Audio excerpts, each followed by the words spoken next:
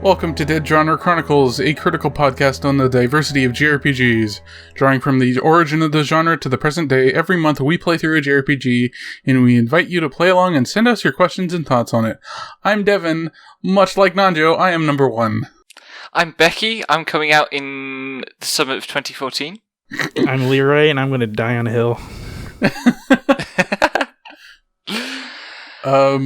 We're going to be talking about Persona this episode, but not the new one.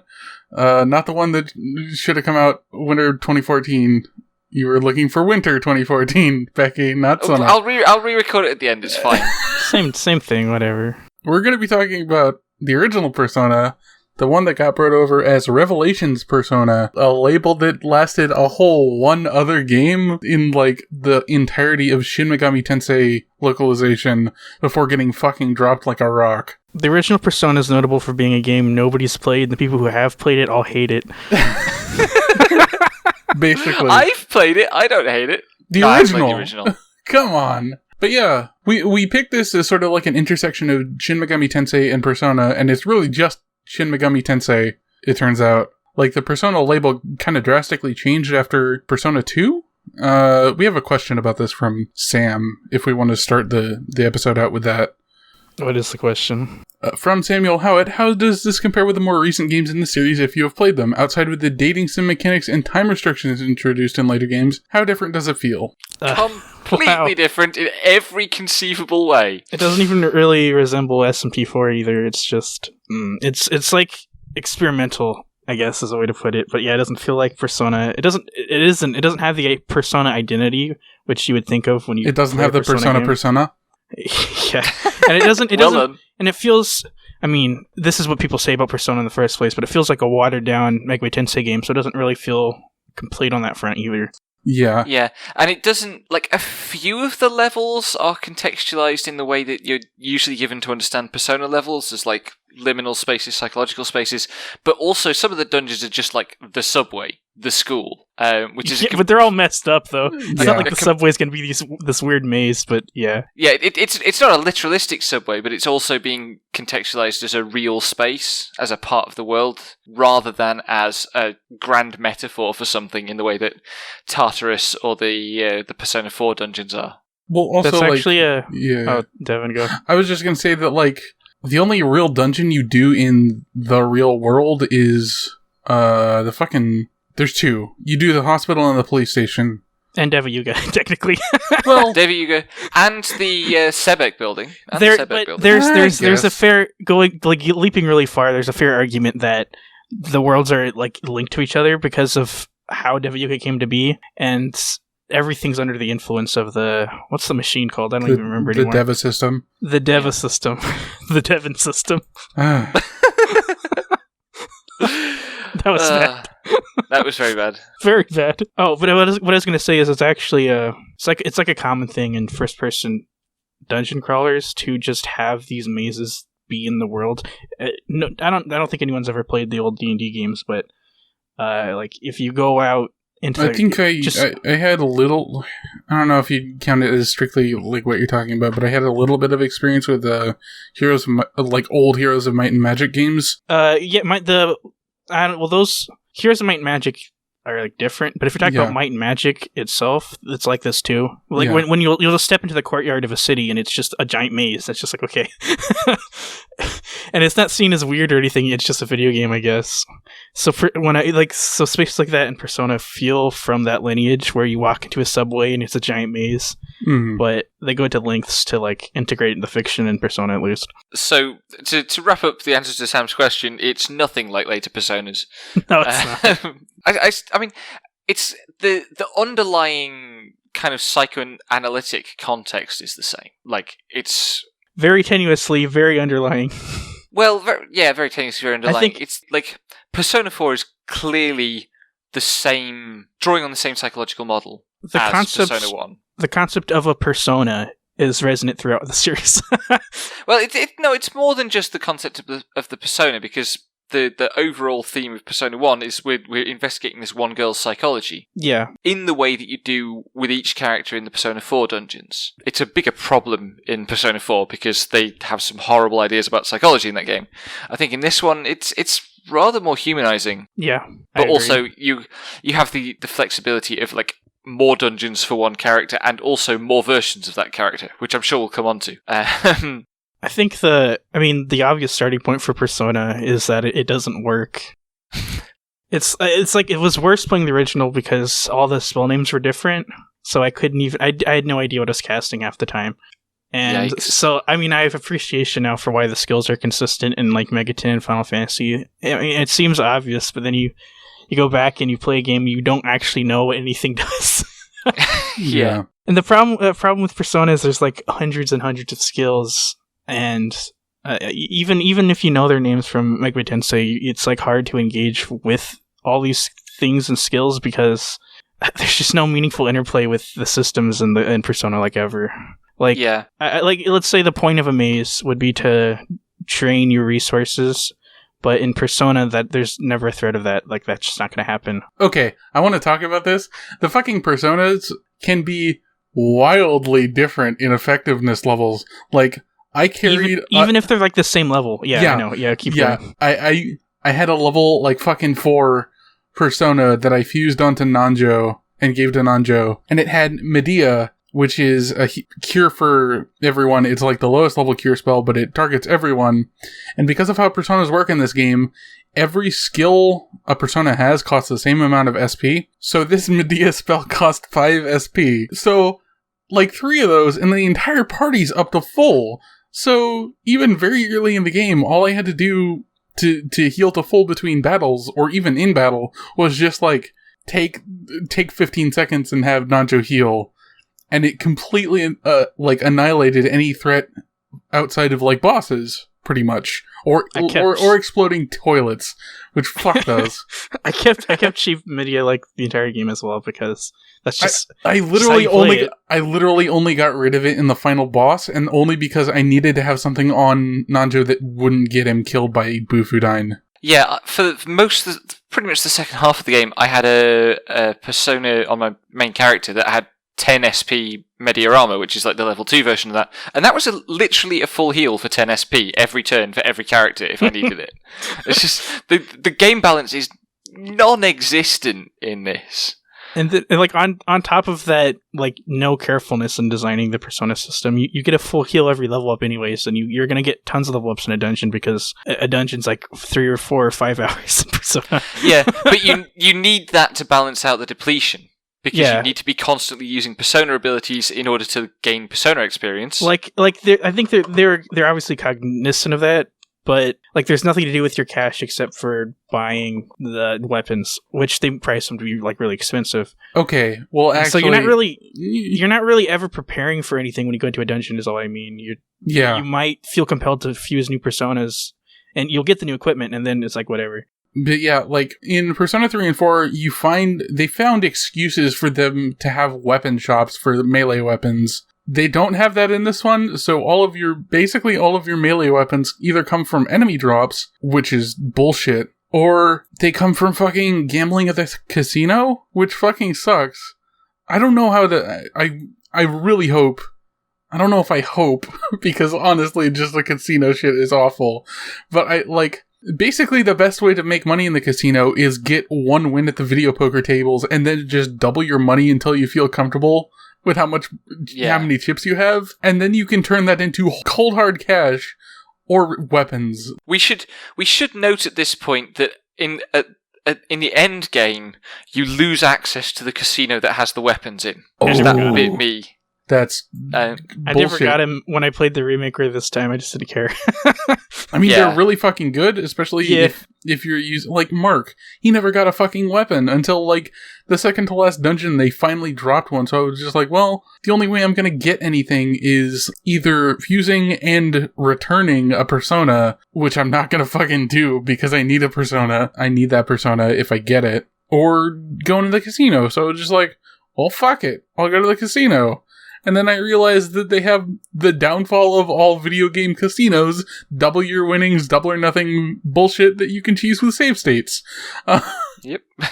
Yeah, save states make this game a lot better. Or, actually, like, the problem is, the way they do the double or nothing stuff is, you could definitely cheese it with just normal saves if you were really bold.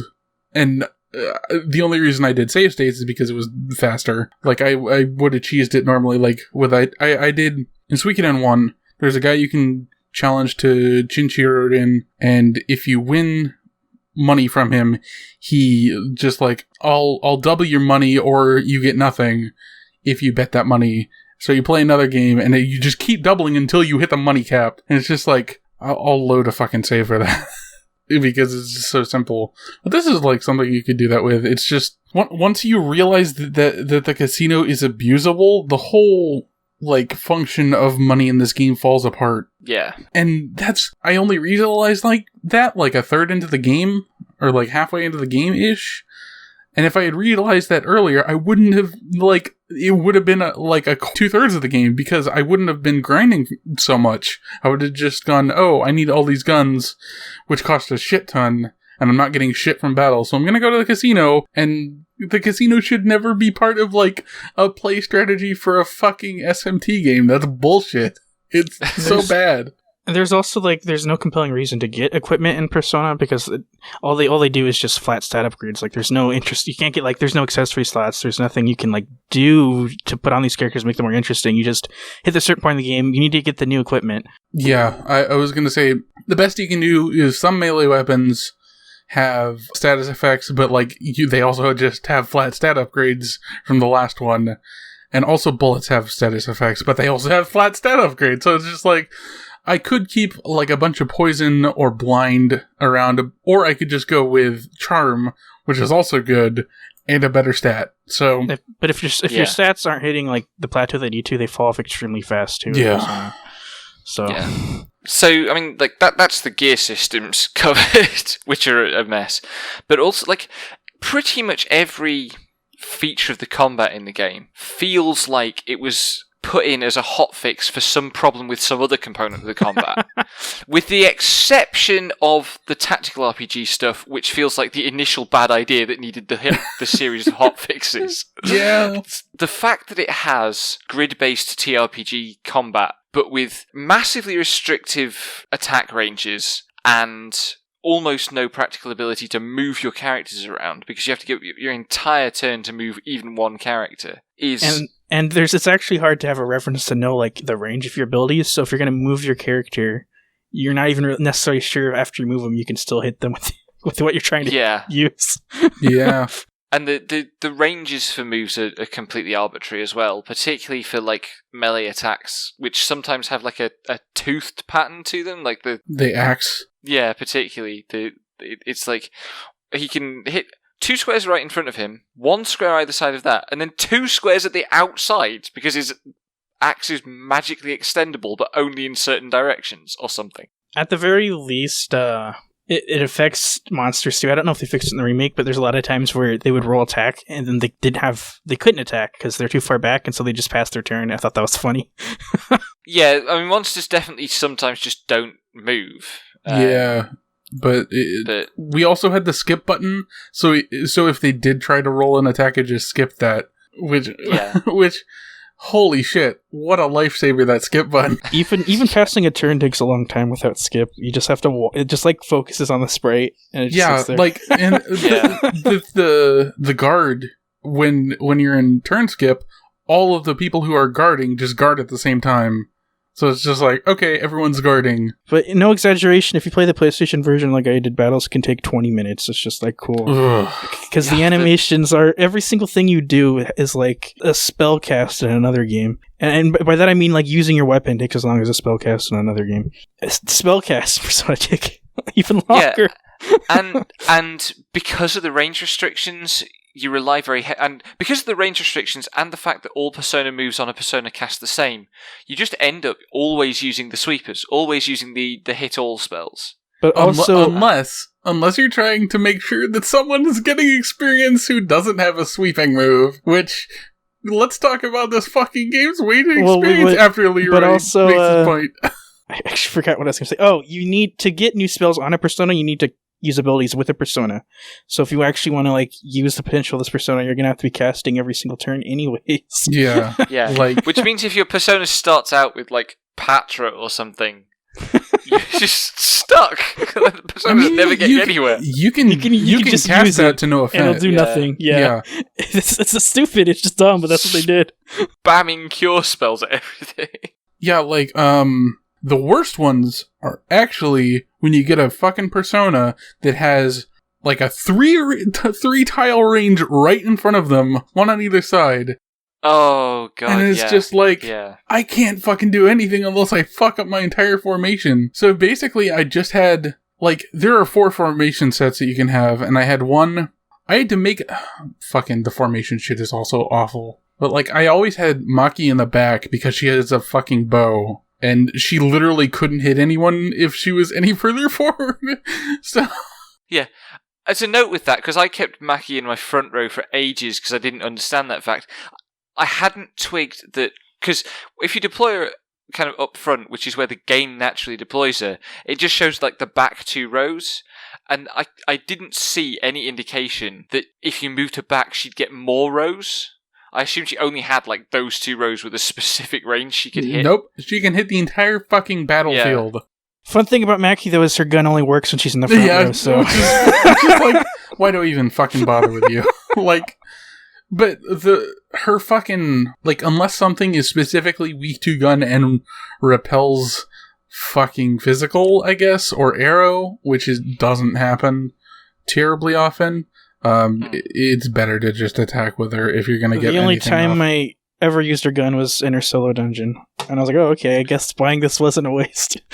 Yeah, her gun's like the worst category of gun as well because it's a handgun. Pretty much.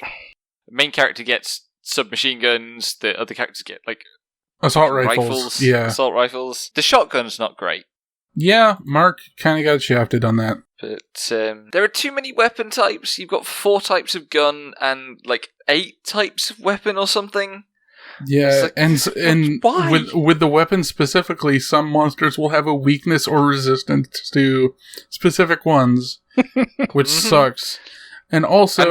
like, you can't have every weapon type in your party, because you can only have 5 party members, and some of the weapon types are exclusive to 1 party member. The magnitude of all these little tiny shifts and changes they just, like, did to this game, and then it doesn't work, is just, like, staggering. It's an incredible melting pot for bad ideas in the combat. Yeah. It's super complex, but the complexity lends to nothing, so you're just... Yeah.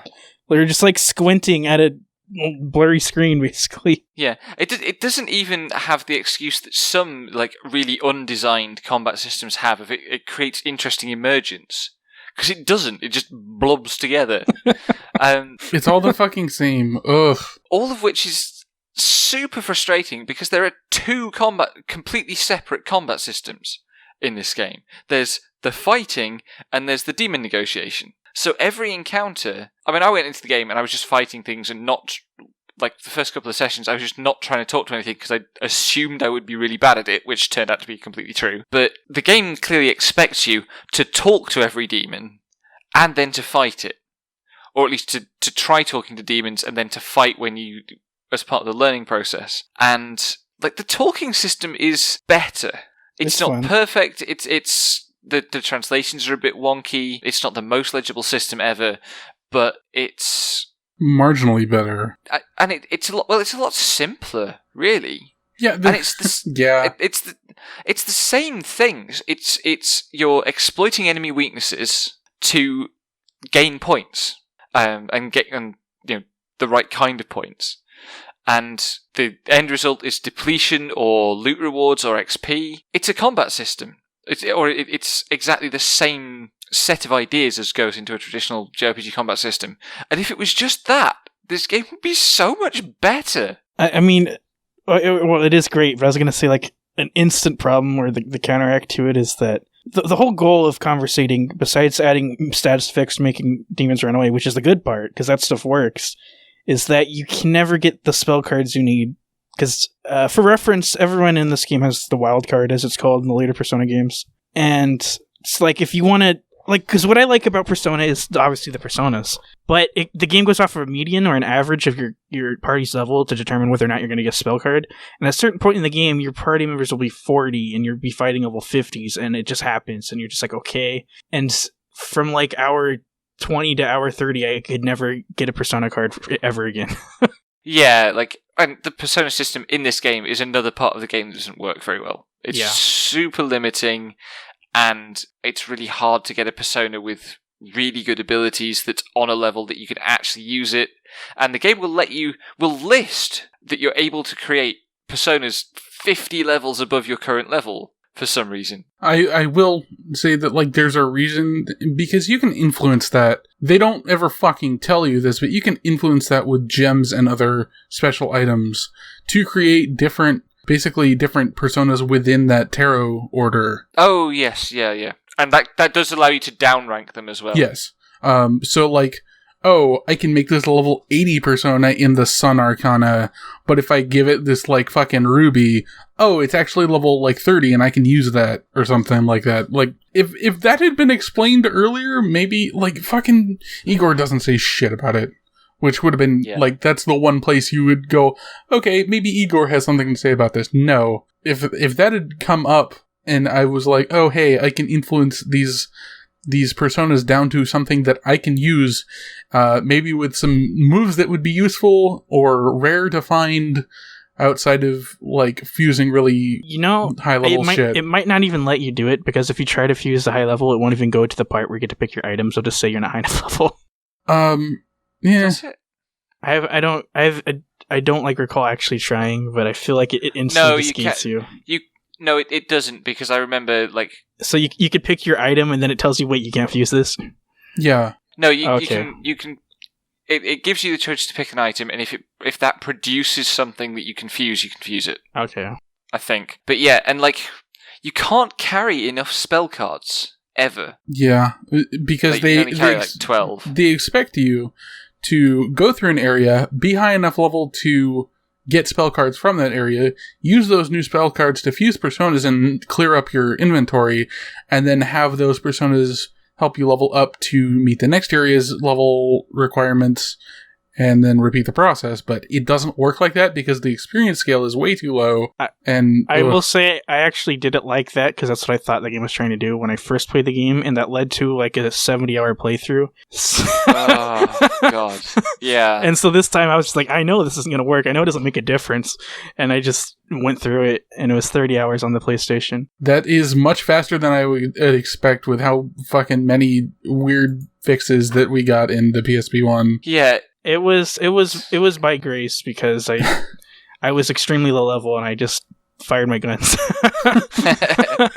Yeah, it's a game you muddle through. You really feel like you're muddling through it. Yeah, definitely. It's like, this strat is going to keep me vaguely functional for now, provided I manage to negotiate my way past all these different encounters. I've got no answer to that demon and that demon except negotiating with them. And I think exploring a broken system is still like pleasurable to some extent. I had fun with Last Remnant, but Persona it's partially because of the weighted experience, because my main character was probably on level or close to on level most of the game, but again, since my party's median or average, I don't know which one it is, was never high enough, I couldn't recruit any demons. I just couldn't recruit them.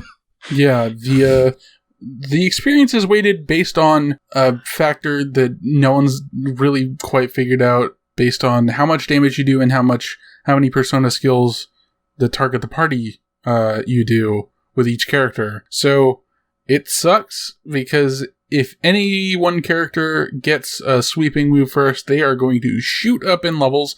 Oh, also, we forgot to mention that Persona experience is a completely different thing. Like, fuck that. P level doesn't exist. If it does, I just say it doesn't exist. That's my yeah.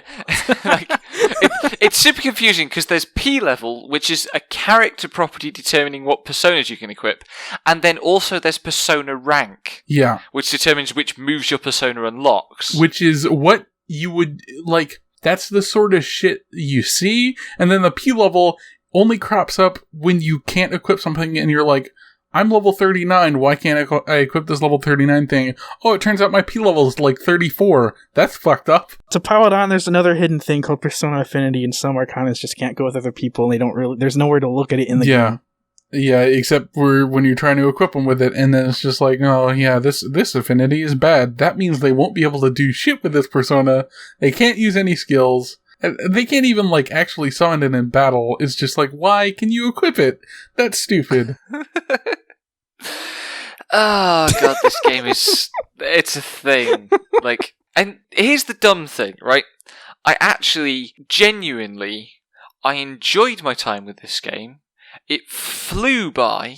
And okay, it's a short game. I've just been uploading my stream archive to YouTube. It's less than 25 hours of streaming. I did some grinding off stream. But often, I was surprised to find myself at the 2-hour mark because the time had flown by. And some of that is having good company for the streams, thanks to everybody who's been in chat with me. But a lot of it is just that actually sitting there playing the game passes the time very well. In ways that I can't entirely account for. I just sat around, like, just trashing the game on, like, a formal design level, but admittedly, I love this game. I picked this game on purpose. I mean, most of it is just because of how the narrative builds interplays with the despondent game tiring despondent game you're playing, but it's like, it still manages to be engaging despite it not working. Yeah. And, I mean, I would definitely play this game again before I'd play either Persona 3 or Persona 4. Because, like, I hate those games now. It's partially because of the length, but this game is, like, more thematically coherent and focused, and than Persona 3 or Persona 4 is. Like, I think of, like, more adjectives, but, you know, you get the point. Yeah, and, like... I guess, and part of why it feels so fresh, okay, is that this is the first time I've ever played an SMT game that's actually anything like SMT. I played Persona 3, but Persona 3 is a Persona game. This is an SMT game, but also that means it comes with a completely different idea of pacing to what I'm used to in, like, Final Fantasy-derived games. And I know they're more... We should call them Dragon Quest-derived games, but in terms of my experience of them, they're Final Fantasy-derived games. And I love those games, the hugely long fantasy epic stories where you go on a journey and hit the plot beats of that structure. But Persona 1... I mean, like, the actual story sections of this game are really short. It's a dozen dungeons with, like, 15 minutes of plot in between them at most. Yeah. And kind of, it's basically a thriller, right? It's basically a movie plot where every action sequence has been replaced with a dungeon. Yeah, and it's. I mean, it's an anime plot, but you wouldn't get that. Yeah. You wouldn't get that sense of it necessarily until you just go like, wait. Yeah, it felt to me more like a Hollywood formula movie than an anime, because, like, even anime movies tend to be a slightly different structure. But because it's something fairly new to me, was very refreshing as a contrast to, you know, the endless reiterations of the hero's journey. When I first played Persona, I was actually enamored by the systems and the setting and the textures that was going on. Like before I found out that this is a slog and it doesn't work. It actually has a really strong first impression, and your first 15 hours with the game would actually probably be pretty good, I would say. Like up to Kama Palace, I think, is where it's like, okay, this game is dumb. Okay, I also want to talk about some of the dungeon design, because the dungeon design is probably one of my biggest sticking points with the game. Like, okay, the third dungeon you do, the Sebek building, well, technically the fourth one, because you gotta go in through the secret entrance, which is a separate dungeon-ish. But the Sebek building, you have to go up to the fifth floor via an elevator, then climb down the building through the dungeon proper, basically, via a bunch of stairs. Then you find a different staircase and go all the way back up for no fucking reason. Like, no one would. No one. I think it's like I don't know. It's fun to me. It's like expressive. It's just. Tell me what's fucking expressive about the fucking the harem palace throwing you out, and then you have like that's just a bad joke. Having to redo a whole dungeon, there's nothing. Go look at my that. fucking paintings again, Zap. It's so fucking annoying.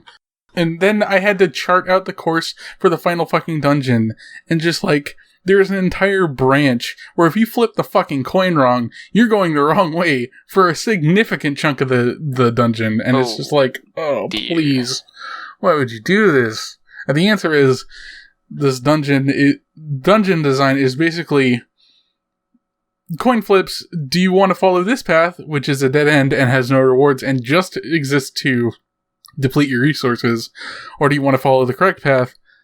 And sometimes the diversions are incredibly long, like in the final dungeon, which I'm glad they don't. It's probably worse on the Snow Queen route, because Jesus, I saw some of the maps for that quest, and oof. That was a phone noise. Yeah, looks like Becky dropped out. RIP.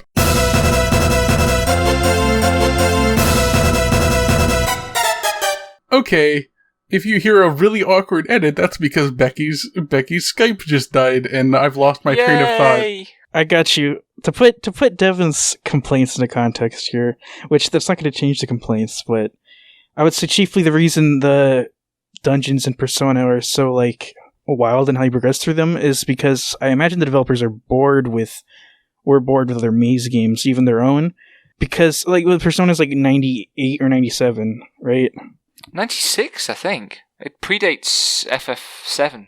Okay. Well, anyways, the original release of it. This is a genre that's been around since the 80s, and I mean I'm assuming they have pretty high literacy with playing dungeon maze games, or at least they're fans of wizardry or whatever, because like the dungeons in Persona are extremely intricate and complex and ridiculous, and that stems from. I mean, I don't want to call it like post-dungeon design. That's weird, but I mean, it stems from playing all those games and being bored with how they communicate their ideas, and so they want to.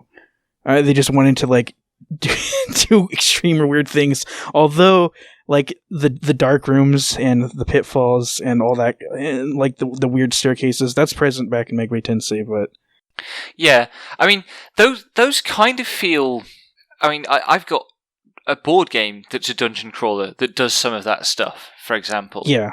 Like there's a real, I guess, tradition to those. But in the last dungeon, when I think of the rooms that are just composed of straight lines and you have to walk through the like the single connects on them, like this is a room they had like a design purpose for, and they have like this idea of how you're supposed to move through it, and it does express something. And there's rooms like that like all over the Persona maps.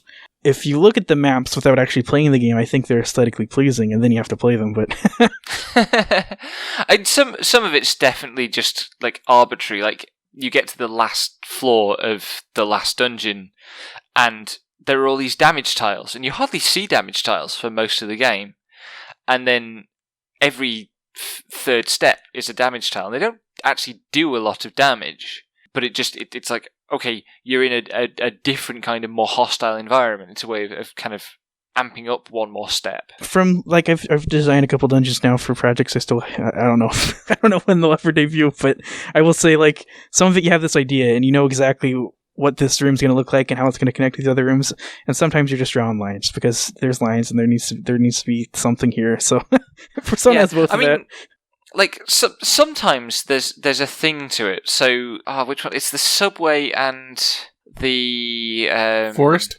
No, the next dungeon after the subway is that. I think that's the one under the mall. Is that the art gallery one? That is Kama Palace. Yeah. Yeah, Kama Palace. Oh every time I say Kama Palace. Every time I say that, I get the Radiohead song on my brain. So in the subway, there are a bunch of one-way sections. Right, that are like just random one-way tiles, and they're all designed to put you to force backtracking, or to trick you into backtracking, or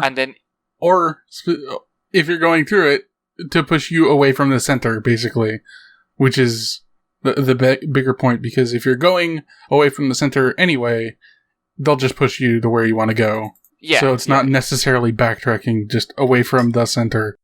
Yeah, but I mean, the first time you go into that dungeon, the times where you'll be actually affected by them, it's always they're putting you earlier in the dungeon than where you were, so they're forcing you to repeat stuff. And then in Kama Palace, in at least the first segment of it, there are one-way things in the form of holes that you fall down, which are always forcing you onwards, which for the first run of Kama Palace, that felt like a really compelling just like switch to me from like, oh, this prank is creating one kind of frustration by forcing backtracking, to, in the second case, this prank is creating a different kind of frustration by pushing you onwards and making backtracking impossible. But then, like, there's the other 2/3 of Kama Palace which can just fuck off, where you do the same thing again, and then a whole other section of dungeon.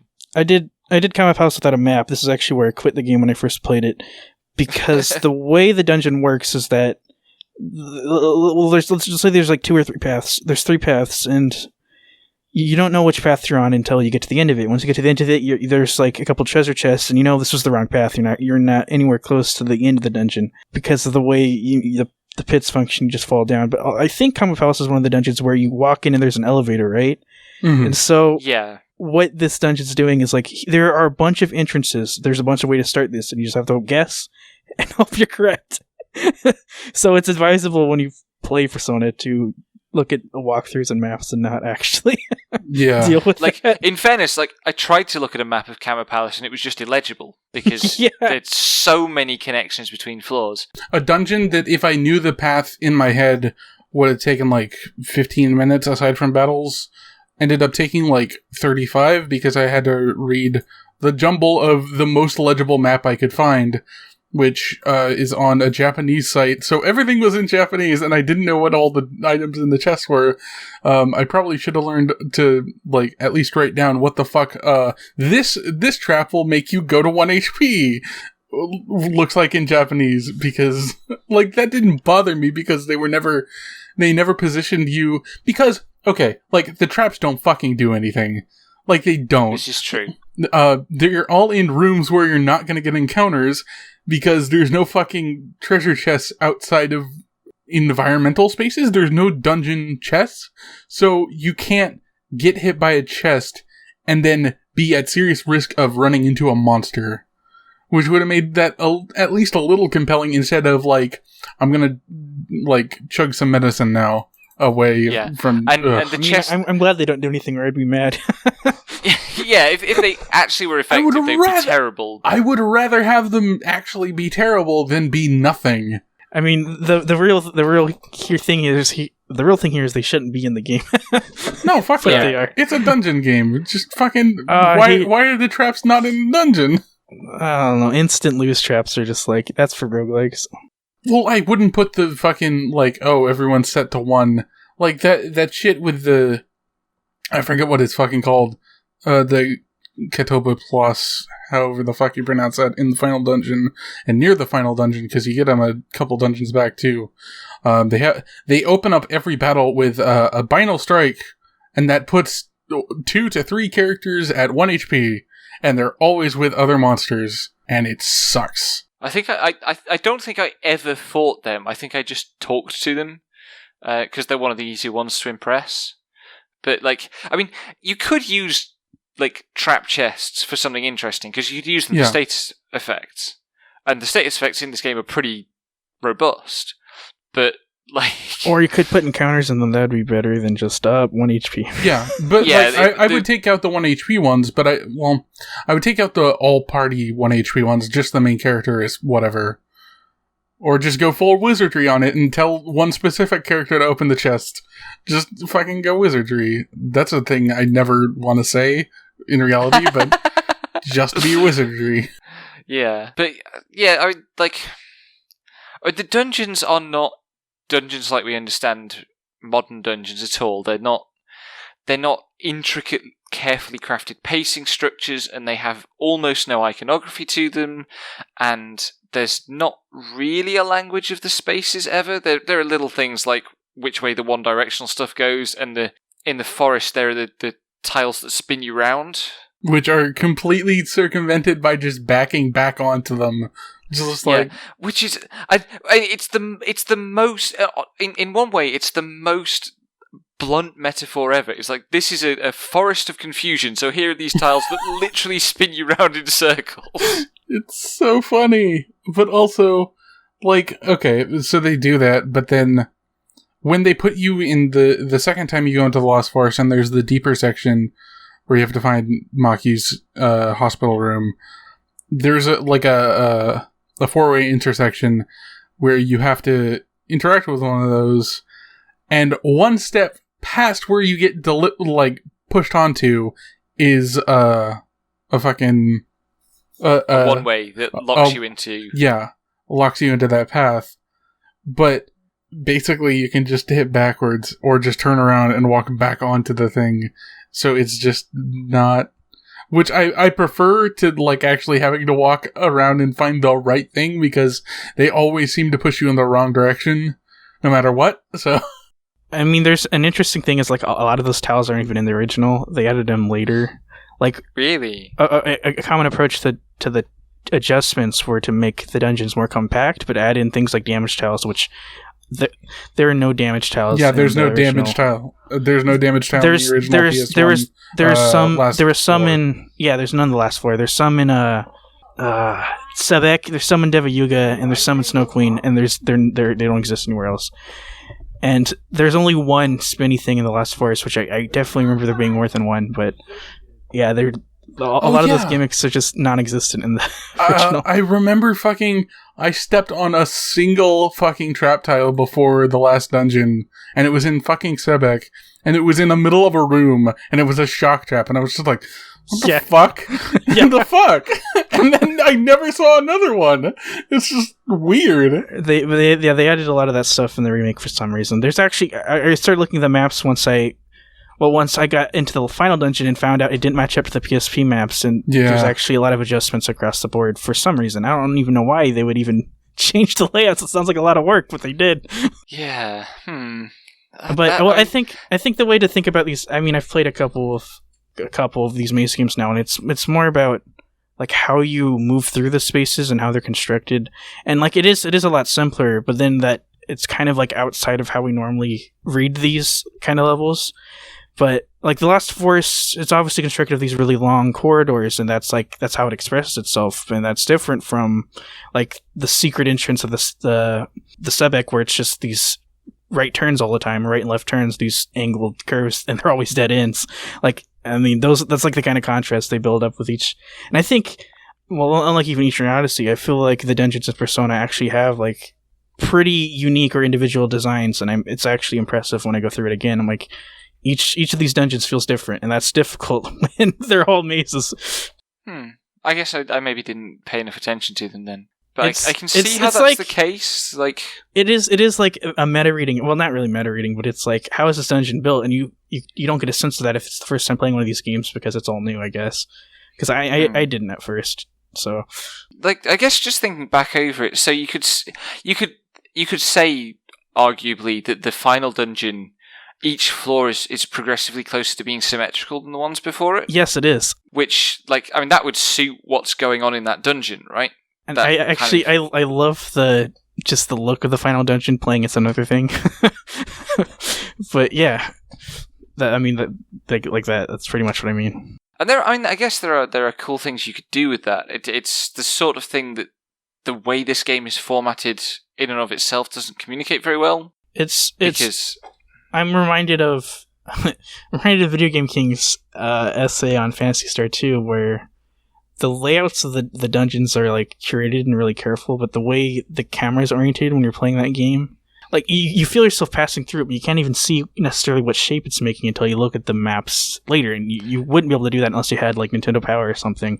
So yeah, it is, or mapped it out by hand, by hand, which they actually expected to do that back then. Yeah, and you technically can do it in Persona with the auto map.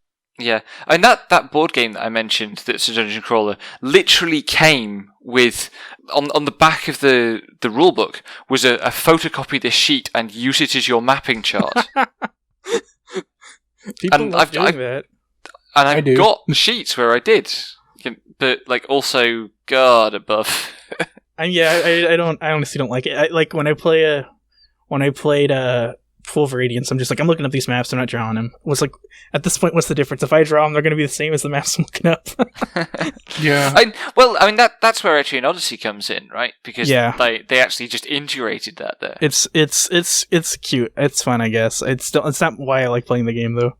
Yeah. When I was more into Pokemon, there is a Pokemon that you can only find in Pokemon Ruby and Sapphire. I don't know how they changed it for Omega and Alpha. In Ruby and Sapphire, there is a Pokemon you can only find in something like 5 spots fishing in 5 spots on a specific route, and it's a tile-based game. So I got myself some graph paper, and I mapped out the entire route, and I went through it very methodically and found those fucking 5 spots for my... Damn. And this was when I had the time and energy to give a shit about, like, catching all the Pokemon. So, like, middle school. I like keeping track of maps and stuff. Like, I have had a graph paper for when I want to keep track of, like, fucking maps and other shit, that I can use a graph paper for. Graph paper is cool, but I gotta be in a particular mood for it, and Persona didn't really evoke that mood for me, so I just used a bunch of maps. And, like, we've all been absurdly busy this month. Yeah, but there's also, there's no pressure to do it either. Like, if the reason you want to keep track of a map is so you can get through the dungeon faster, but yeah, like, what you get out of that in Persona is not, like, winning or whatever. Like, there's no compelling reason to do it. It's like, do I want to save time or not? And the game auto maps it, and the maps online are pretty good. And it's very unintelligible to even, like, approach a dungeon in Persona anyways. And so, yeah. Yeah, the thing is, like, the auto map doesn't extend past where you specifically stepped, but you can see, like, 3 spaces in an area around you. So you could technically map out things you haven't seen yet, but that would make everything a chore, so just use maps online. An extremely weird thing in the original is that the mini map they give you is actually completely filled out, and you can see all the dead ends, and I just don't take them. Like, I can see them. But the auto map you make is literally just where you step, and there's a difference. You can press a button to bring up the map, and it's just where you've been. And when you close the map, you have this fully mapped out mini map, just like 10 squares around you. And I was just like, yeah, why is it like this? Yeah. That's in the PSP remake. Oh, that's how it's like in the PSP remake? Okay. Yeah, just the radius is smaller because it doesn't have quite as much space, and they beefed it up so that it could be seen on a PSP screen. Yeah. And, like, it is, like, sometimes you'll be going through a passage of dungeon and you'll just realise that you can also see, so in Sebek building, you can often see, like, parts of the second and third parts of the route from the first part. Mm-hmm. And you notice these, and you notice that you're not going anywhere near them, and this just sinking feeling of, oh, there's a lot more of this dungeon. Yeah. And that's part of what makes the map so difficult to use, right? Is because you'll have parts of 3 different routes on the same floor. And Devin made, actually put the route on the map for the final dungeon for me, and I think without that I'd have been an extra half hour in that place.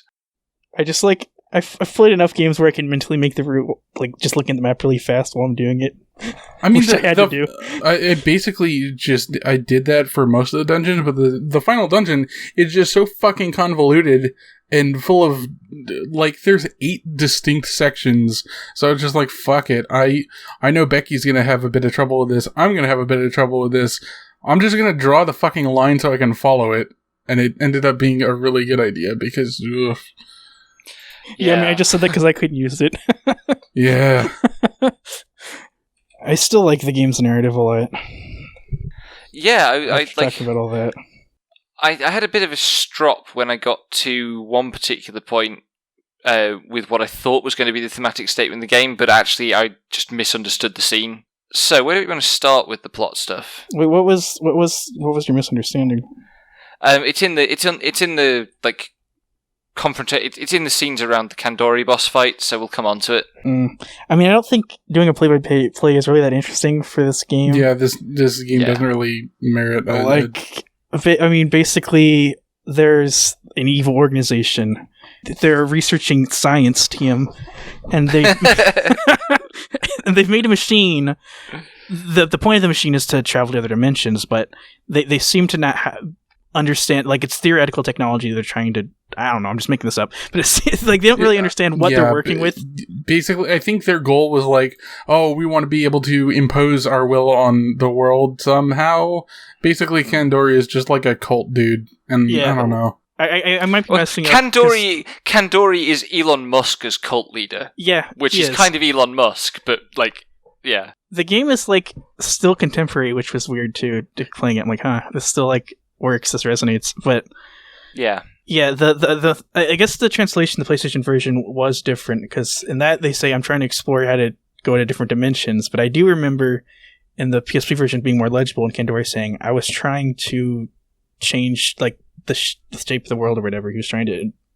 But anyways, the system didn't work properly because like one of the main characters you play as her, and she is the main character basically. She like psychically linked with the machine.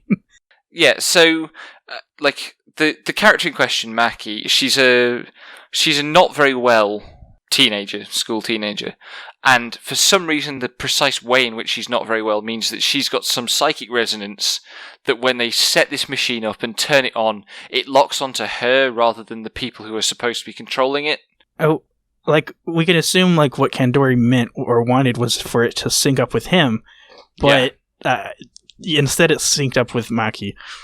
Yeah, and basically, so the idea that it's eventually revealed, Maki is frustrated by her inability to have a normal teenage life and to just experience growing up with her friends because she's in the hospital all the time, and she's jealous of that, but she's also then ashamed of the jealousy. She feels lesser for it, and the machine picks up on her subconscious desire to have a perfect world where there's a perfect form of her, and she's able to participate, and it creates that world, and it creates this perfect form of her, who then... Does the perfect form of Maki come to the real world initially? She does, and I would say it's because the lines between the worlds like start becoming undone. Yeah, I mean, demons start showing up to like... basically. It's almost like Maki's world is starting to influence the real world, basically, and so the ideal Maki appears. Yeah, and anyway, you get caught up in this convoluted plot where you don't really know what's going on. You know that Kandori is a problem. You know that the problem must have started in the Sebek building. So you go to the Sebek building, you confront Kandori and he runs away, and you spend the next chunk of the game chasing down Kandori. You confront him, you beat him, and if you've chosen the wrong dialogue prompts at various points in the game, that's the bad end of the game, and the game just stops. I think the bad end actually comes after. I didn't look it up, I meant to, but... From what it sounds like, the bad end is when Maki is hospitalized and you choose not to go after her, basically. Which, I once again, haven't looked it up, but it almost sounds like you actually go with Nanjo's plan, so... Right, yeah, we'll come on to Nanjo. But basically, there's this fragmentation of Maki's personality. So there's, like, real-world Maki, who gets trapped in a hospital at the start of the game. And then you meet ideal Maki from Maki's ideal world, who becomes the Maki who joins your party. And then there's these two child versions of Maki, one of whom is basically her shadow in the Persona 4 terminology, really. It's like Maki's jealousy, but in a little kid Maki. In insecure child form, and she latches on to Kandori as her father figure. Yeah. And is loyal to him. And she has a counterpart. So that version of her wears black and is called Aki, and has a counterpart who wears white and is called Mai, and who goes to hide in a gingerbread hut in the fairy tale forest that is in the place where... The fairy tale forest is where the police station is built in the real world, right?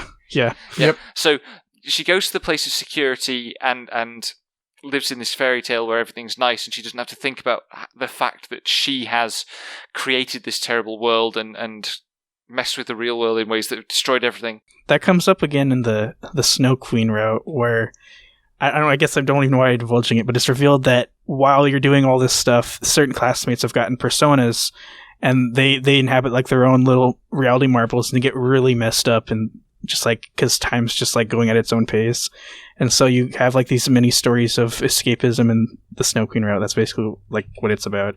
I'd like to come back to the Snow Queen route in more detail, because I'd like to know what it's about, and you've played it and I haven't, and I'm definitely not going to because I hear horrible stories. Yeah, I'm not really going to talk about it that much more, besides that it's kind of still in line with this. Yeah, but like the thing...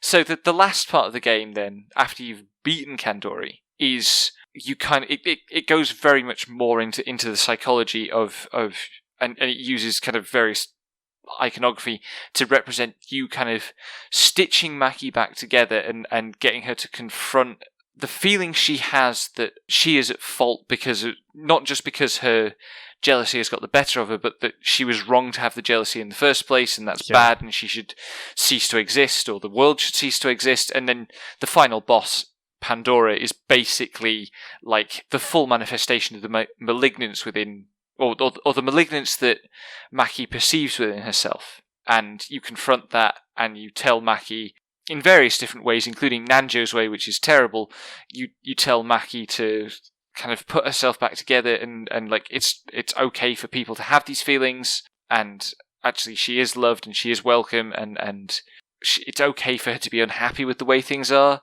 but also she doesn't have to feel like a burden. Yeah. I mean, the Persona itself is like different kinds of escapisms pouring into each other and fighting each other almost. And so I think now I'm getting into like weird post-formalism, but I think that's why when you're playing it and it sucks, that's because, I mean, it's because everything about this world is imperfect and it's ugly and thorny, and there's the Maki that likes this, but like every other Maki in the world, they don't like the world that they made themselves. So like even her escape isn't this pure or perfect thing either. Yeah, well, I mean, there's like the real problems are kind of the friction between things from the real world. Yeah. Or things from the fantasy world and things from the real world. It's when demons start getting into the real world, and when Deva Yuga, which is created by forces in the fantasy world, appears in the real world and just overwrites a city block. Like she just like pulls her friends into her fantasy world too and stuff like that. Yeah, and then suddenly you've got to fight all these demons and stuff. And I mean, the Jungian psychology from which the terminology of personas has been drawn in this context, that's Persona 4 buys into that in a much more deep way, and I think in a way that really brings out why we should be skeptical of Jungian psychology. But the Jungian psychology is maybe outdated, but I think Persona 1 does a pretty good job of showing the more human side. Right, it's more like an inspiration point for Persona 1 rather than like, this is what we're going to build off of. This is how we're going to interpret this. It's like the way that like a Valkyrie profile uses Wagnerian mythology, really. Yeah. And I mean, would it be wrong to even call this like a meta game almost, or because it seems it's like a game that deals with escapism itself, and it's a game of the mind, and you're playing it in your mind, and I've always got the impression that it's pretty meta at that point. Well, when you like main character silent Persona protagonist dude meets your inner self in the inner self world, it's literally a dude sat at an arcade console he's sitting there playing the game. Interrupt him. I really wanted the game to just stop at that point. Blank screen while you argue with yourself. God, that like when I was years and years ago wanting to make games myself, I literally planned that exact moment in one of my design docs. I've played a game that's done that, so yeah. It's actually it's not that bad. Oh, Off does that? Off, you literally, there's a room you walk into towards the end of the game that just has a switch with the positions labelled on and off. And you can choose which way to switch it. I'll give you one guess what happens. I mean, you hit off and it turns off. Yep. Yeah. I mean, that joke is clearly every designer, to some extent or other, is going to think of it at some point, and it's not a very smart joke, but it's the kind of joke that feels smart. But yeah, to go further to my neo-criticism that I'm already like digging myself into a hole, though, it's like, so Persona is this like dreary and painful game to play. It's confusing and needlessly dense and doesn't make sense as the mazes get more and more cruel and fucked up. So like, when you first start playing Persona, it's kind of comfy and it's fun, and then there's like a turning point. I would say like once you get to maybe the part 2 of the forest, or while you're doing Deva Yuga or whatever, and it just becomes really exhausting. And every time I was done playing, I just felt kind of bad. I was just like, oh, that took so much time and nothing happened. I mean, I didn't have that experience. I found the pace stayed up, but then I was streaming it with like four nerds talking in my ear all I the time. I think. I mean, I don't know if it's debatable. I just don't think it's very arguable that like a 6-hour dungeon is not very rewarding in the way like it isn't. It's like doing a raid in MMO where it is rewarding and it's not rewarding. I guess it's like there comes like a tapering point. I guess like you're just not getting a lot of your like time anymore. The thing that makes a raid in an MMO rewarding is the people you raid with. So that and like the potential of actual tangible rewards too. I mean, although they're tangible. Yeah, I mean, whatever. They feel pretty. When you get them, it's like I got this. Yeah, when you get the upgrade, it feels pretty tangible for a moment, and then you like finish. But okay. I mean, I agree. I have fun playing Persona, but I mean, like in the traditional paradigms of rewarding, what you get for a 6-hour dungeon is like a cutscene that lasts minutes. And like. I didn't have the experience of it actually kind of temporally feeling like a drag, but you get to the end and it's like, God, that was a lot of void. You know, in some ways the reason that it all folds together is that there's nothing to distinguish particular moments within it, and it doesn't have any structure at the kind of phenomenological level. And so, I mean, that's when I think the hooks Persona has, at least expressively, is not immediate. It just kind of, as the game escalates, like the structure of it escalates too, and it kind of boils. And so, personally, when I played Persona, I was like frustrated and despondent. But when I finished, and it's partially because the catharsis is actually really strong in the ending. But when I finished the game, I come out and I feel a lot better. And it's, I mean, it runs parallel to Maki's whole arc through the game too, as you're going through a psychology, and it gets worse and worse until she resolves it. And like at the heart of Persona is just like this. You can hold it if you hold in these corrosive feelings, and if you put them on other people, like it will just erode things. It's just not healthy. But like, I mean, if you have that realization, or you let go, or you open your heart, it's okay to feel those things, and as long as you recognize them and you don't like project them on other people or drag down other people with it. And I think. Yeah. Sorry, go ahead. I think. Well, you can go first. Okay. I was going to say, I think certainly the structure of the game really captures the, if you like, the forensic characteristic of a lot of psychological self-reflection. Yeah. Like if you take this as a kind of extended allegory for Maki reflecting on her inner self and coming to terms with that, it's like sitting through a course of counselling, where you know. I mean that quite seriously. Yeah. Like, you drag yourself through these loops, and they can feel painful.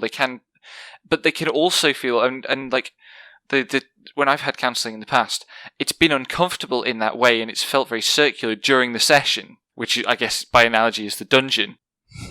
But also the sessions pass quickly because in a way you're engaged with a human being, and then there are these passages between where you're able to develop a realization and internalize it. And this, we really are in the realms of we're adding quite a lot of value to this in a way.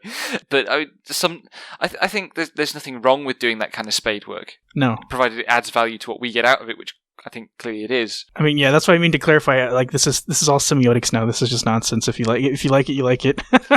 Well, I mean, we have to assume from the way that the designers clearly had some awareness of Jung and of psychoanalysis, and were trying to do something about that. They were aiming for something like that. It's like unconscious because they tried so hard for this aesthetic things to line up. Like okay, like the weird voids when you're just on the fields and stuff. Like at first I thought that was like, oh, this is kind of cute aesthetic, but like when I was watching Becky stream it, when I already had knowledge of this, I was like, they're like that because none of this is all in the mind. None of this is real. Like the game is in step with representing, Maki's psychology, and it never lets up, and it doesn't falter. So I want to believe, like unconsciously, like they meant a lot of this stuff.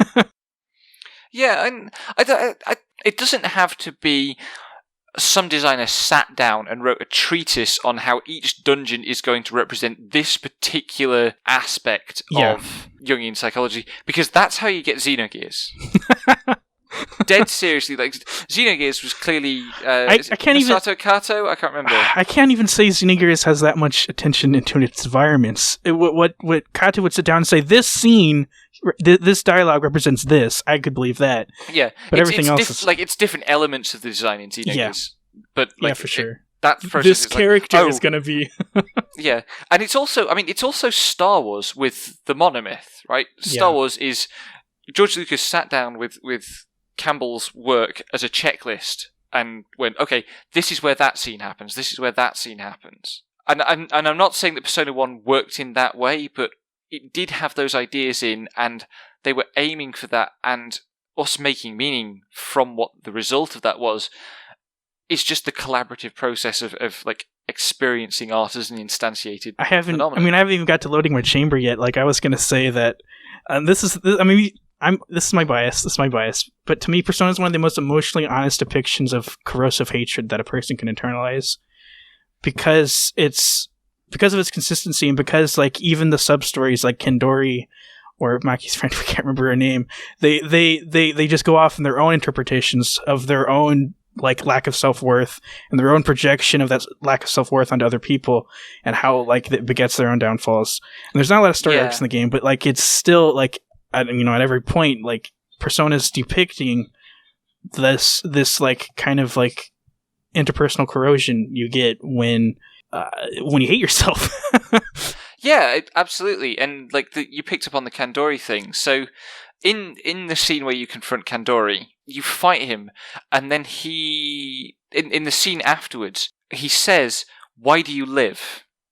Or at least that's the PPSSPP, the PSP translation. And like I took it as, oh, this is a defeated villain who is sneering at you that your defeat of him is meaningless and so on.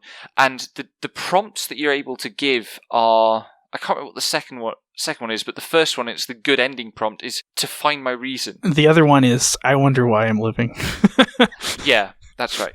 And like I interpreted that as a response to somebody sneering at me, and like if that's the scene, then that's the wrong response, because like if somebody is sneering at you and demanding your reason to live, the correct response is, I don't owe you a reason.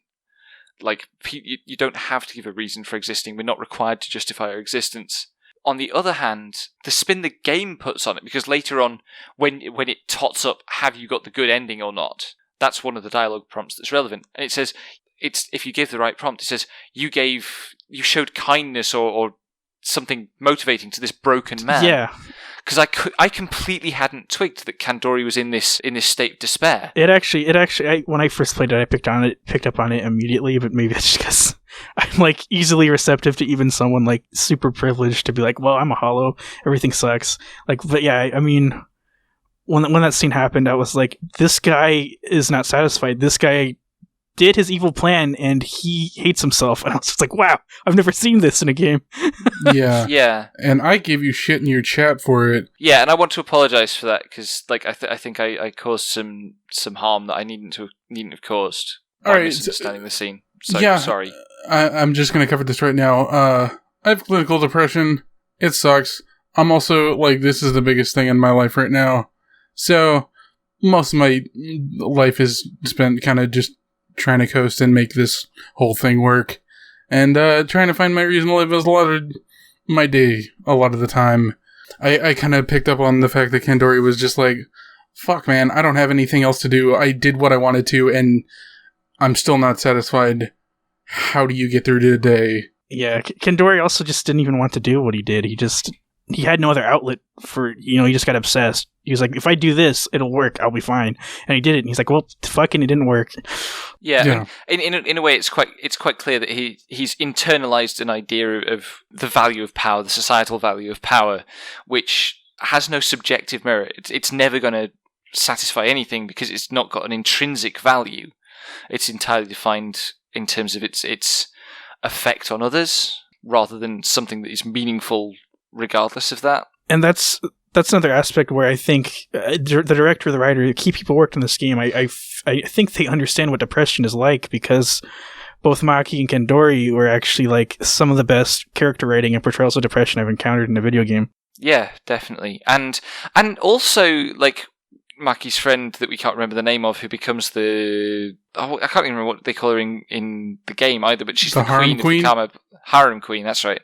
She is. I mean, there's a complicated gender thing with her where, like, it's playing on a lot of adolescent insecurities for girls about presentation, but those insecurities are real, right? The thing where she keeps sprouting moles on her face, it's just like, that's my sister who had really, really bad acne all through her teenage years. That it's a part of human experience, and there's a level of empathy there that I know Persona being a rare game with empathy is a bad phrase, but like this game deserves that in a way that Persona 4 absolutely fucking doesn't. So we know from Maki's characterization we can pretty much assume she probably wasn't a good friend to this girl either. So like when she has her speech and all the boys are yelling at her because they like Maki, but when she has the speech there's like a ring to truth to it, and that's why Maki has no comeback. She says nothing because she realized she hasn't been a very good friend. Yeah.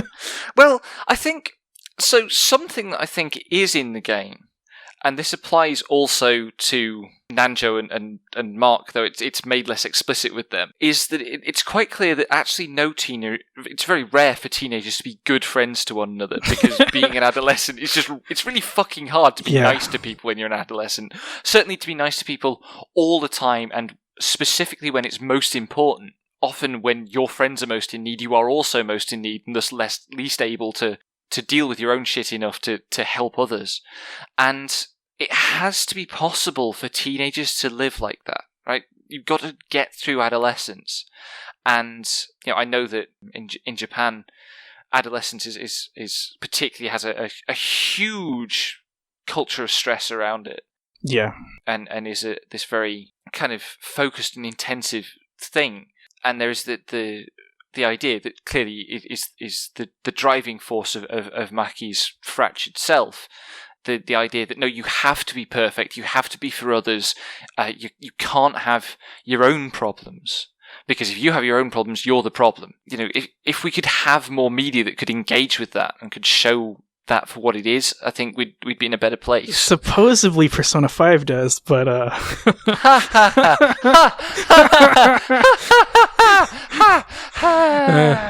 Titus Lapdot MP3. I'm fully expecting the game to be a train wreck to what it says it's supposed to be, but whatever. Yeah, well, I mean, so I'm in the middle of writing a really long, complicated piece about Persona 3 from my videos on it last summer, but the kind of formalist discussion in that about Persona 3 is about how it presents teenage life and how it trivializes all the costs of the day-to-day interactions. I was gonna the word I thought too is memify, but that's my fault. But we could also say commodifies, right? Yeah, it packages them, and every story has this ideal resolution where a character comes to terms with themselves or finds their place in the world, and there's no room left for messiness. We come into Persona, I would say, I'll go full hard. We Westerners exotify Persona, right? At least Persona 3 and Persona 4. Yeah. But really, it's a game of nostalgia, and it's a game of that commodity, and it's supposed to, take you back or, do what you couldn't do or things like that. But of course, that doesn't resonate with the Western audience at all. We're like, oh wow, we get to go to Japanese school. Yeah, I mean, it kind of does, because it's the equivalent of Buffy, right? Yeah.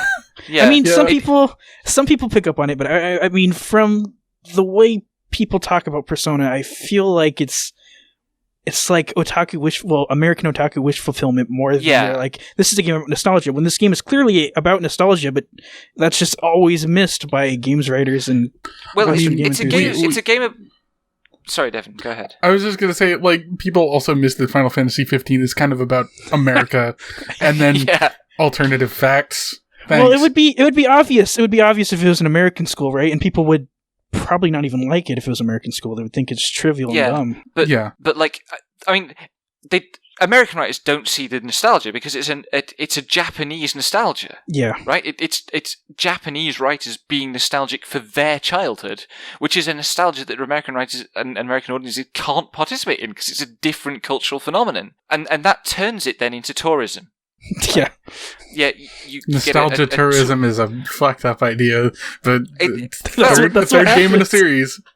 I mean, that's Assassin's Creed in a nutshell. Really. It's just historical tourism, right? And that's one of the things that we're always going to be using computer quote-unquote simulations for. I was just giving a lecture on that this week. Like, the most likely thing we are going to use VR for and more advanced forms of VR for is to do virtual visits to the past. Oh, that is the implications of that is wild. But like, Persona turns on, well, you Japanese gamer of present day can re-experience your childhood in a way that allows you to fix it and to have the snappy comeback in the same way that Buffy is that for America, or whatever the. I mean, Persona is unique because you have full control of it. You can really it's baked into the structure for you to be a perfectionist and for you to be everything to everyone and have no aggression in your life. The biggest social butterfly. It's very sanitized and weird when you reflect on it. Yeah, and all the kind of social life stuff is gated, as is entirely realistic, by money. But you get your money in Persona generally from dungeon loot, which happens in this magical separate realm. The lost hour. Oh my god, we're just mad at Persona now, aren't we? Money falls out of the sky for you. Okay, I just want to say I'm fucking really mad because Lightning Returns was at some point in the last 500 years of chaos, we lost a 13th hour off the clock and no one knows where it went, and I'm just like, what's that bullshit about? That's the most undeveloped part of that game. It's just randomly time itself changed. I don't know. Okay, my time on DGC is just partially realizing that Persona 4 is terrible, slowly, gradually, and I'm like, that game is awful. Structurally awful, thematically awful in its particulars. Yeah, it's gruesome. It's pandering, but it's exploitive, and I don't blame anyone for not picking up on it necessarily. But oh my god. Hey, we're talking about Persona 1, but not to call out our hosts. We're talking about Persona 1. We do not want to hear your takes on Persona 3, 4, or 5. Please don't. I'm okay chill. with Persona 3, but Persona 4 is just and also we don't care about 5 yet. I don't care about your take on Persona. I'm sorry. Yeah. Wait. I mean, I will say in response to people's take about. I've read multiple times that Persona 1 has bad writing, and I'm going to just say it has subtle writing, and there's apparently no difference to a gamer.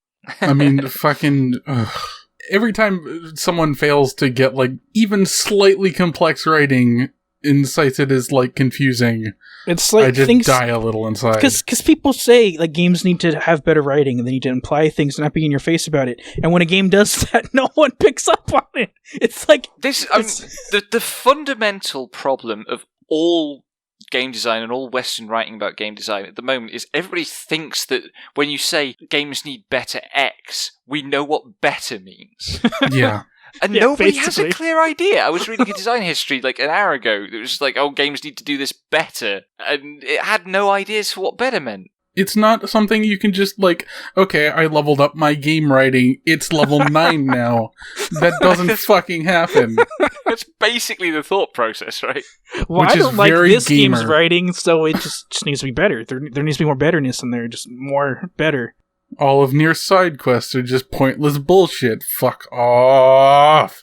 Okay. Yeah. Well, I haven't played Automata, but I'm glad actually people have been very receptive to it, and it seems to be getting, at least on the writing front, it seems to be getting appreciated for what it's worth. I'm that's cool. Yeah. Yoko Taro is one of the only person who leads a team, and it feels like the games that he makes are not compromised by demands of the market, basically. They feel comfortable with the format he's working in.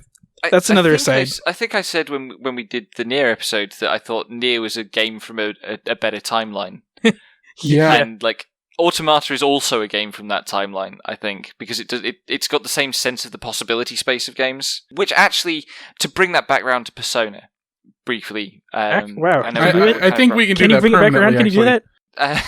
Well, I think we're kind of we're nearly done in some ways, but to bring that back around to Persona and to what I was saying early on about the pacing, we know because we started off this podcast with Live Alive that JRPGs can tell other kinds of story than the kind of story they're most strongly associated with. And in a lot of ways, and the thing I picked up on most was the pacing, but clearly, as our discussion last half hour or so has shown, that's not the only way that this is true. Persona 1 is a game that actually does show that possibility of space. For all its misfires, and in the kind of detail level, in terms of its and storytelling its actual maybe play its level. structure. Yeah, okay, it's actual play level, but it is a different use of the JRPG techniques.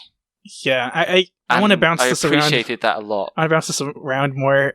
I don't know if anyone's going to be receptive to it, but I feel like this is like basically post-RPG only because we stayed in the realm of Dragon Quest for so long that anything that is like outside of that realm is like way outside of that realm, basically. Yeah, I would also like to bring up that it has been pointed out that we referred to this as kind of the intersection of Shin Megami Tensei and Persona, and the real like intersection, like the crossing point, was Shin Megami Tensei If, which used a high school as its setting. But we don't have that in English, I don't think, yet. It's not translated yet. Yeah. Or I probably would have also given that a shot before this episode. Also, I really do think it's worth stating again that like 3, 4, and 5 are tremendously different to If, Persona 1 and 2. Yeah. To the point where they actually got popular because people really like their watered-down visual novels and or watered-down dungeon crawlers, I guess.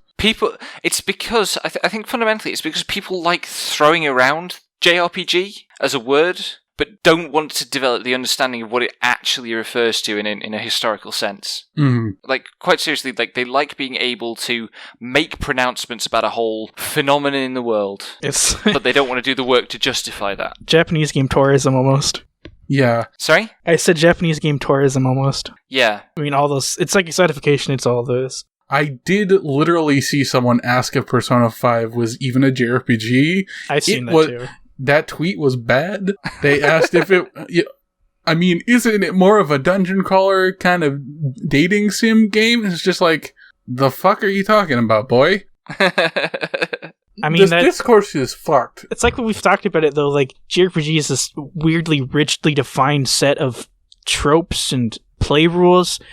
And because we originally defined them like that, we see ourselves saying, okay, Cosmic Star Heroine is the new JRPG, when that's not how it should be working. Not how it works. That's not how it should work. So... should we move on to some questions? Let's move on to some questions. I think... Oh, yeah, sure. Oh, no, if you got more to say... I don't even know if I got more to say. It's just... I don't know. Just Persona is like uniquely weird because I feel like it's very difficult for me to recommend it to anyone, but it's I totally don't, but if you're gonna make a mistake, play the PSP version. Play the PSP version and play it with all the guides. Play it with dungeon maps and a walkthrough and a guide to negotiating with personas. It's like very demanding, very intimate, and it comes together... Everything about it works except for like the RPG parts, except for like the game parts.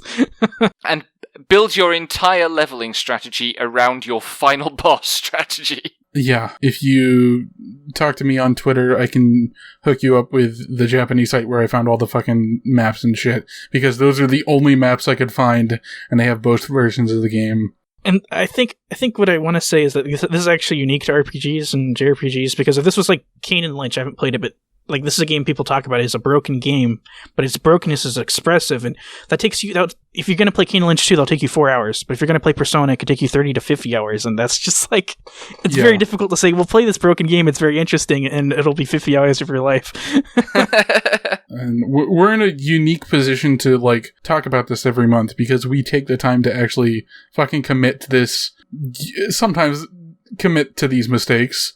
Like, I think generally Last Remnant was kind of a mistake. I know you kind of liked it, Leroy, but it was a mess. I would tell someone to play Persona before Last Remnant, because... Yeah.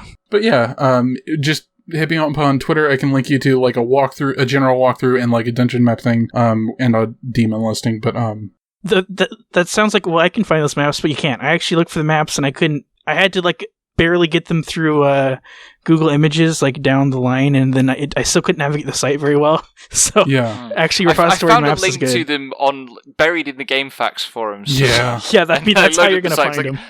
This is useless to me. And yeah, basically you have to figure out, okay, these are the links that are like, this is chapter 1 of the game, this is chapter 2, this is the Snow Queen section, you can ignore this because you're not dumb. Yeah, don't do the Snow Queen route. Yeah, basically the Snow Queen, it was in the original, but we didn't get it localized. The way the Snow Queen route plays is more interesting, but the narrative is just throwaway. It doesn't work anymore. Yeah, so basically, that's what you're trading off. an old mask now possessed because Maki's world is making everything all fucky.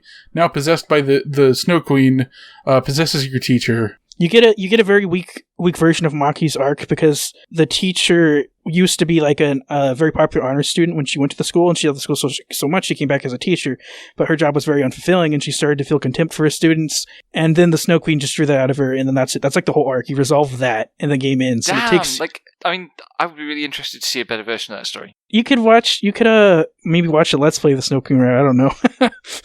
Yeah, maybe. Yeah, it should have been an interesting story, I guess. Like, there's just the amount of attention Persona gives to a narrative, and this is a much shorter narrative and a much shorter story. It just kind of falls flat, and the mythology sucks really bad. They actually they talk about like the ancient Snow Queen, and they try to relate it to something. It might be Japanese folklore. It might not be. I have no idea. It just doesn't relate at all to the actual arc of this teacher. Whatever. The Snow Queen art's cool, but it's not like worth the 30 hours it takes. Yeah, 30 hours if you're lucky and fuse things well. But yeah, this is not the worst game I've played in the last 6 months for DGC. It's not the worst. Yeah, it's not the worst game on the cast. Not at all. I mean, I picked it because I actually I had a bad feeling about it. I was like, this game's... I don't know if this game sucks or not, basically. And you wanted to revisit it and figure I wanted to have a better understanding based critically, and I wanted to hear other people talk about it too, so I could feel like, well, am I alone here? Am I the only one getting this kind of resonance from it?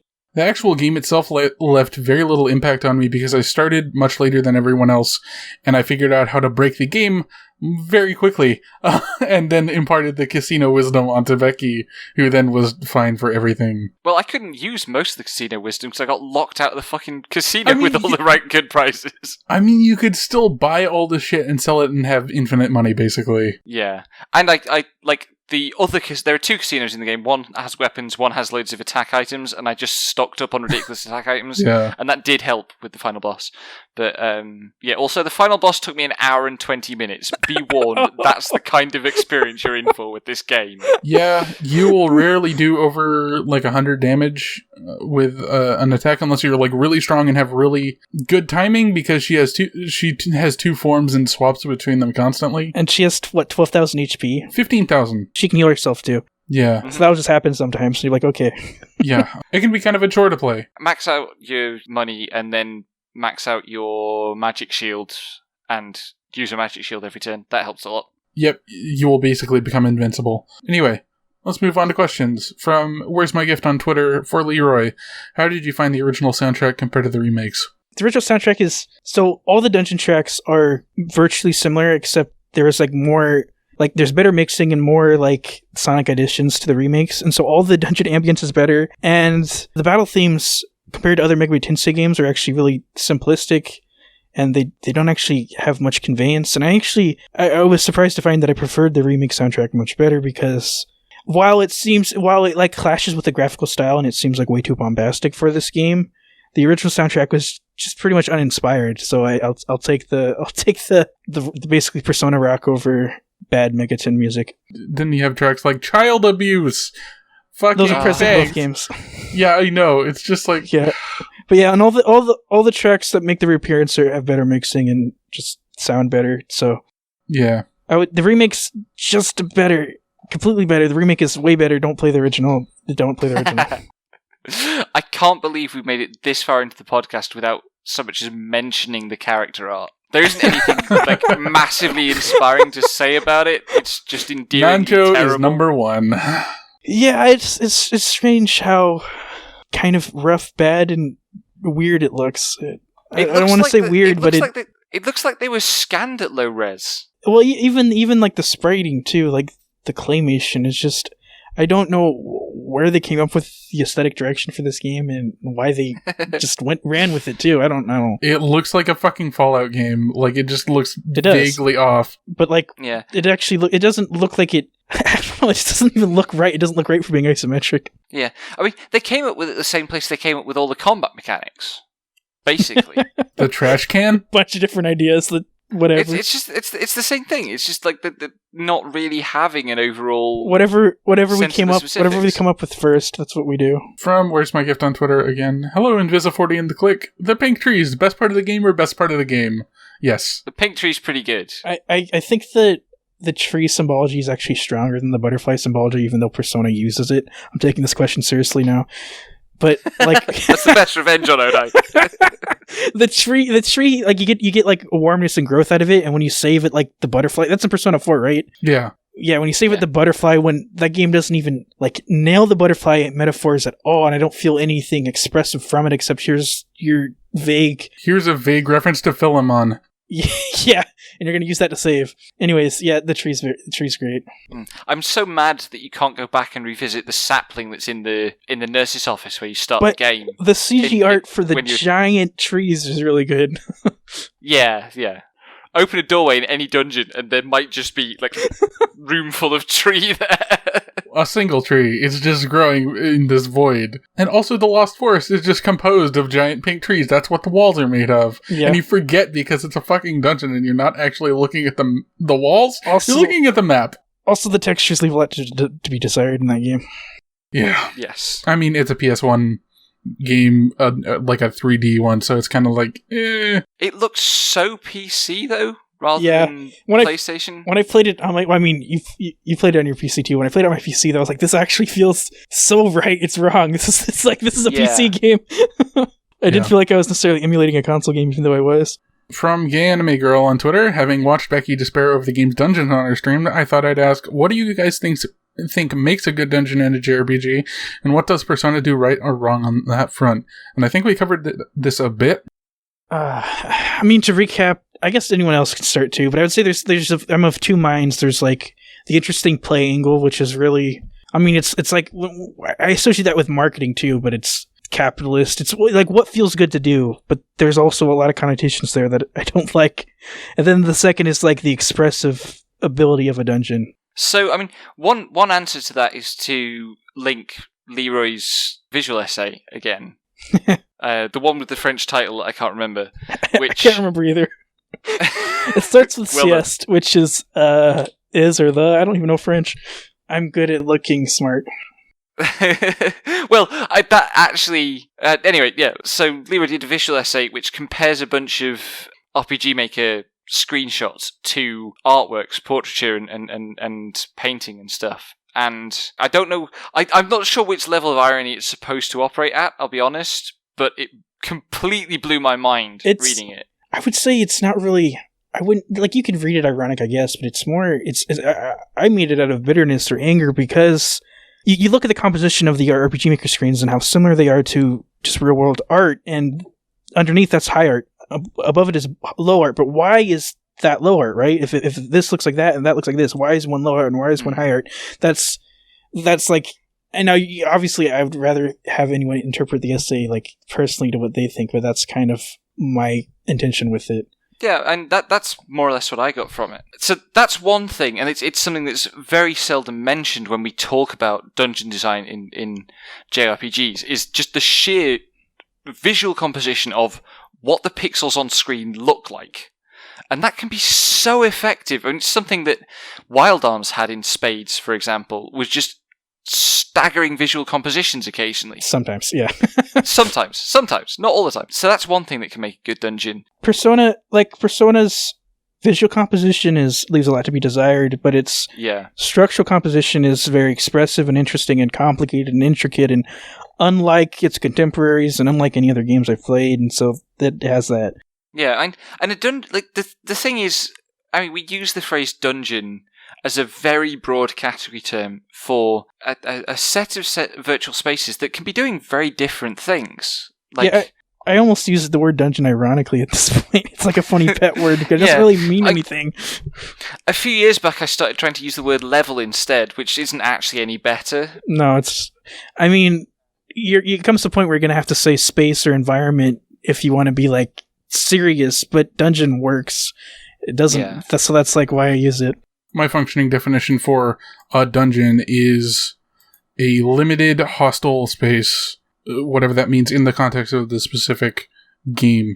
And there is an undercurrent of the absurd in especially old JRPGs, but like the abstraction's always there. I think calling them dungeon is in line with what JRPGs value. It doesn't like demean them. Yeah, it's no stranger than the fact that we call these role-playing games. Yeah. Right? It's the same history, and it's the same history being used in the same way. So, I mean, a dungeon can be the Persona dungeons, right? Which are, in a way, you're exploring you're running along the grooves left by a pen on somebody's map, and that's a way of reading the map. Or they can be, so probably my favourite dungeons are in FF12, and those are all about they're quite naturalistic. They're all about a sense of this space being big and hostile and unknowable, and there always being more of it than you are determined to see, or predetermined to see. But also, then there's something like Live Alive, where one of the chapters is just, the whole thing is a dungeon, and a dungeon just means the environment of the game in that case. But to go back to, how you determine if something is, air quotes, good, I think you would want to ask, how does this dungeon interact with my character systems? So this is how to kind of talk about actual play without getting into, saying it's fun or not. And, for example, Persona does not involve the characters in any meaningful way, so you don't really feel like they're embodying this space because they don't have to interact with or I don't know, imprint themselves, or they don't have to do anything in the space necessarily, and that's why the dungeon crawling doesn't necessarily work in Persona. But then you also ask, well, what's this place expressing? What's the composition of this place? And Persona does excel at that. For little things that would probably make Persona a bit more effective in its both conveyance and structure, back attacks, when I got them, were really fucking annoying, but they made me feel like the dungeon actually mattered. But then I was just moving around, because you can strafe in this game. So I was strafing through a path, and then I was facing a wall on both my front and back, and I got a back attack, and I turned around fully, and there was a wall at my back, and it's just maybe reward your players, or maintain that you can only be attacked from the sides, and you maybe get a partial surprise attack or something like that. Little things like that, and also the fact that there is zero actual material consequence in the moment for making a wrong decision when you choose a path, except for the encounter rate getting more chances to proc and set you in a battle. But I feel like if you put, other fucking Shin Megami Tensei games do this, where there will be things at the end of dead ends, and they can be either good or bad, and that would be nice in this game. You could. It's difficult because of the way the fiction's set up, though, because Megaton games, they have, at least the ones I've played, they sometimes just have NPCs in the dungeons, and they're just there doing things. But, Persona is, really lonely on purpose because it's inside this one person, so it's difficult. But what I was going to say is, for, a really basic example of how to express, on a system level or character system level or interaction level, whatever. For example, Deva Yuga could be this very intimidating presence by making it a more difficult dungeon, which will never happen in Persona system because it's impossible. While you could go to the Lost Forest and it could be a lot less menacing. It would be a lot less difficult to go through because of the intention of this place and what it's trying to express. And that's a basic way of how using JRPG systems to interact with the dungeon can, express something, which Persona had no varying levels of, which is always one note. Yeah. So I guess then to wrap up, what makes a good JRPG dungeon is going to depend on what role the space is playing in the delivery of the experience. And different dungeons could do very different things. Yeah. I mean, it's difficult because at least the way I approach this, it's not really whether or not they're good, it's whether or not I feel some intention from the space, and I feel like the space is accomplishing that vague intention. And so, yeah. Well, that just about does it for this episode of DGC. Wow, we didn't get any other, how Persona questions, what do you guys think of Persona 4? Well, don't worry, we told you. Yeah, that was no. inevitable. We pretty much got the 4 questions, one of which we started the episode with, pretty much. Next month, we're starting our Sky Pirate doubleheader by playing Skies of Arcadia.